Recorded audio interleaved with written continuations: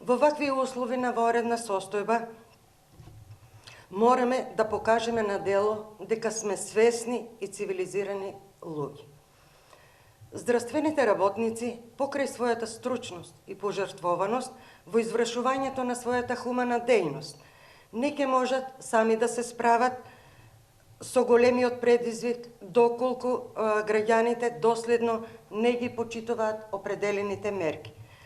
За да го зачуваме здравјето, за да се одржува епидемијата под контрола и за да дочекаме подобри денови и враќање на животот во нормала, мораме да го дадеме својот допринес. Затоа да ја одржуваме неопходната дистанца од 1,5 до 2 метри, да избегнуваме групирања, задолжително да носиме заштитна опрема, маска, марама, шал, на отворено, онамо кај што не можеме да ја обезбедиме потребната дистанца, во затворени простори, во институции кои што ги посетуваме и кај што работиме. Да вршиме често миење на раце, дезинфекција на површини и на простории, на предметите и на просториите.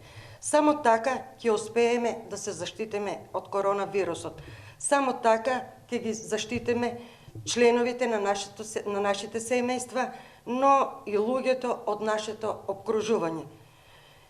Првиот случај заболен од коронавирус во општина Струмица ни дава до знаење да не смееме да се опуштаме.